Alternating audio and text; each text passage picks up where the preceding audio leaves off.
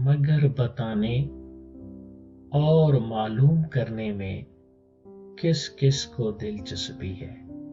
ये सुनते सुनते कान पक चुके कि औरतें आबादी का निस्फ हैं, मगर मेहनत कशों और कारकुनों में उनकी तादाद 30 से 28% तक है। गोया बाकी 70-72% औरतें घरों में बैठी महज रोटियां तोड़ रही हैं या हुक्म चला रही हैं, और माइशियत का पूरा बोझ मर्द ने उठा रखा है। ये रोना भी मुसलसल रोया जाता है कि जो औरतें फैक्ट्रियों, दफातर या स्कूलों में मुलाजमत करती हैं, उनकी तनख्वाह मर्दों के मुकाबले में कम है, भले काम करने की मिकदार और अहलियत बराबर ही क्यों ना हो। मुझे तो उन औरतों की किस्मत पर भी रश्क आता है जो फैक्ट्री, दफ्तर या स्कूल में 8 घंटे काम करती हैं। तनख्वाह भले मर्द कारकुन के मुकाबले में आधी पौनी ही सही, मगर मिलती तो है। इस तमहीद के बाद मैं आपकी मुलाकात गुलामों से कराता हूं, ताकि आपको कुछ अंदाजा हो सके कि मुल्क की माइशत में बिला तनख्वाह गुलाम औरतों का कितना कम या ज्यादा हिस्सा है।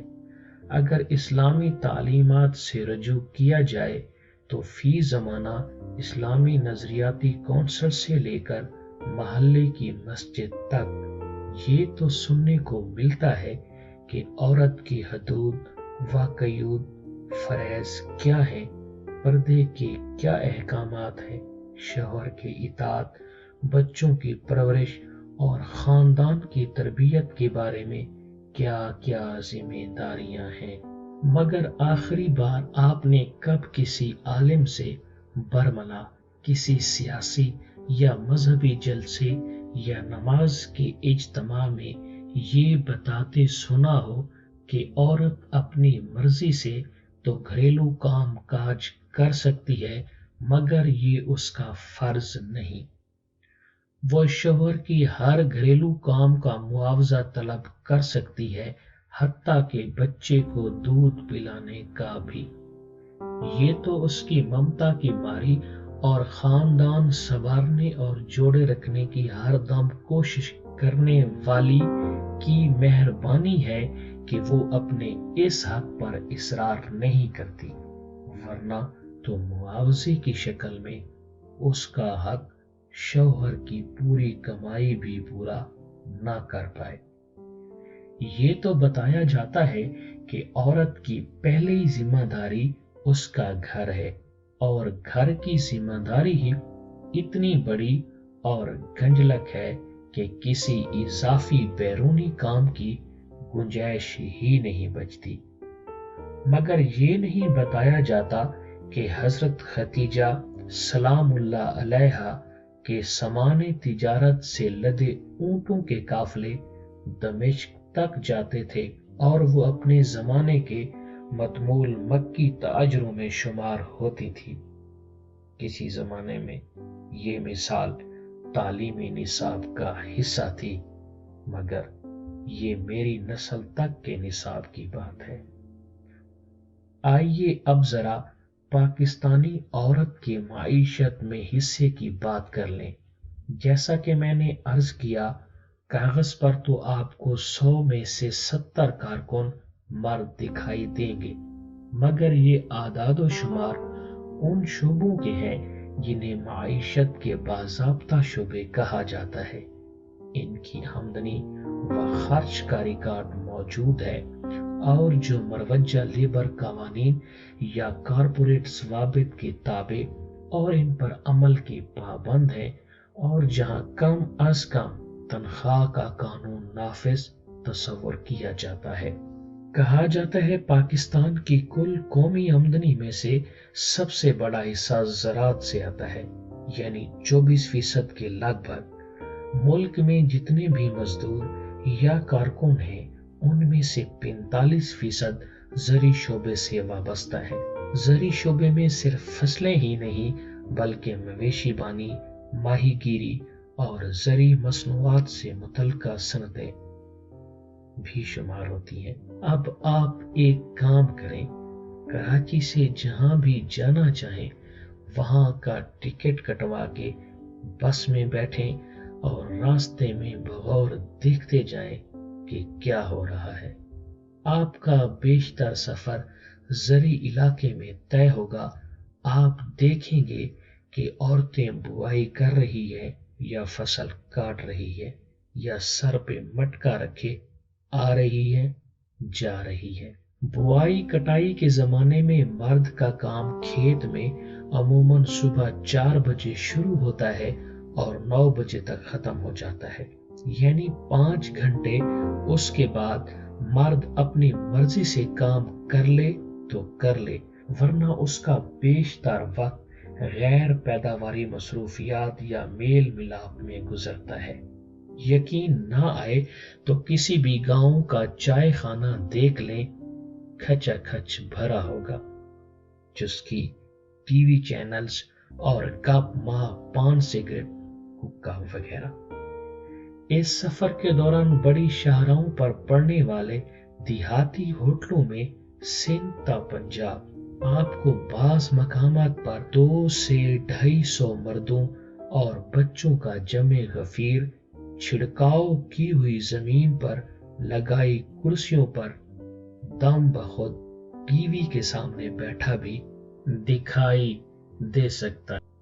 बस होटल के बहरे हरकत करते दिखाई देंगे और जिन किसानों, मछेरों या गलाबानों की रेस्तरानों में बैठने की औकात नहीं, वो थड़ों पर बैठकर आती जाती गाड़ियां गिनते या सर और बाजू खुजाते फिक्रे उछालते या किसी गोटियों वाले खेल में मगन नजर आएंगे, यानी फुल पार्टी टाइम रोजाना। वजह जानना बहुत मुश्किल नहीं, वजह औरत है जो सुबह मर्द के साथ ही 4-5 बजे उठती है। नाश्ता, खाना, बर्तन, पानी का स्टॉक, मवेशियों को चारा डालना, दूध धोना, फसल की बुआई कटाई, छान पटक में हिस्सा लेना, मुसलसल उछल फांद करते बच्चों पर चीखना, नहलाना, धुलाना, गर्ज जो भी आप सोच सकें उसमें सेहतमंद और बीमार, हामला और गैर हामला की कोई कैद नहीं।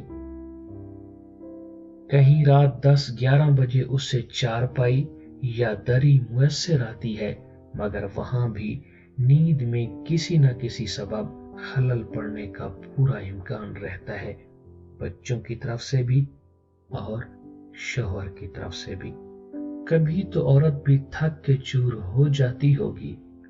उस दिन क्या आपने किसी गांव में मर्द को पानी का मटका सर पे लाते ले जाते देखा? वो मर जाएगा मगर ये जलील काम कभी नहीं करेगा। और हाँ, 18 से 20 घंटे के इस दिन में इस औरत के मर्द को ये शक भी नहीं होना चाहिए कि उसने किसी को बगौर देख लिया, भले बेध्यानी में ही सही। तीसरी चौथी बार ऐसा होने या महज गुमान होने पर कोई भी कयामत टूट सकती है। अगर मैं इस किस्सा को फीसद में तब्दील करूं तो ज़री समाज का 65% बोझ औरत ने उठा रखा है। अगर इस मेहनत को मुआवजे में बदला जाए तो इस एतबार से औरत का रानी और मर्द का हारी होना बनता है।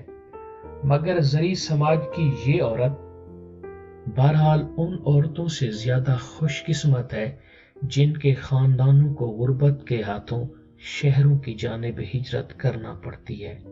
इसमें कुछ आगे चल के कामयाब कहानियां भी बन जाती हैं, मगर ऐसे अक्सर खानदानों की किस्मत में किसी की खाली जमीन पर बनी झोपड़पट्टी होती है और इस झोपड़पट्टी का इंतजाम किसी शिकरे टाइप के हाथों में होता है, जो पुलिस और बल्दिया या मकामी सियासी मुचटंडों से बना के रखता है और वक्त बे वक्त उनके काम भी आ जाता है।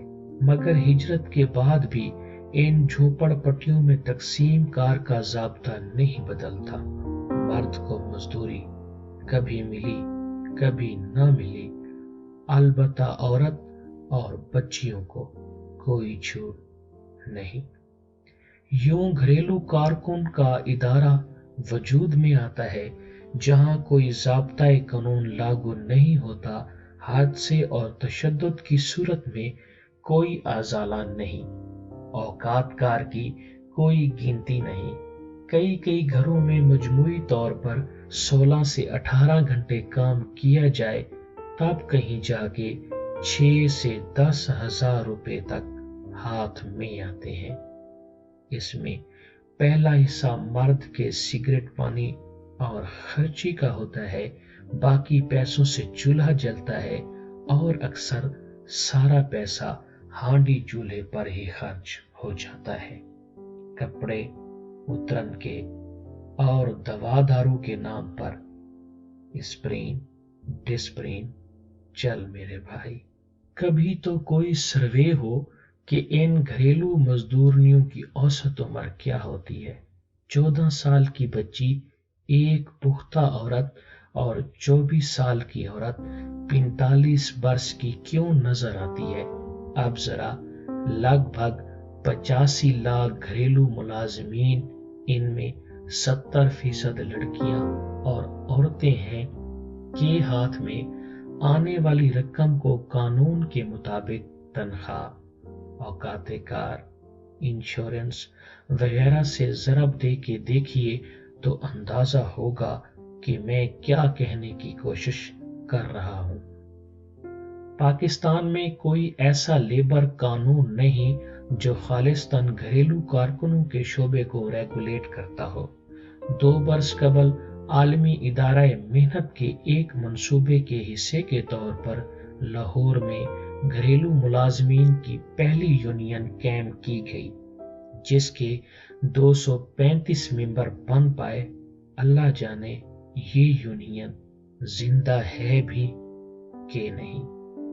भारत में घरेलू मुलाजमीन की तादाद पाकिस्तान से कई गुना और इस्तेहसाल की नवीयत भी इसी इतबार से है। लेकिन कम अज कम ये तो हुआ कि 2008 से डोमेस्टिक वर्कर्स वेलफेयर एक्ट नाफिज है।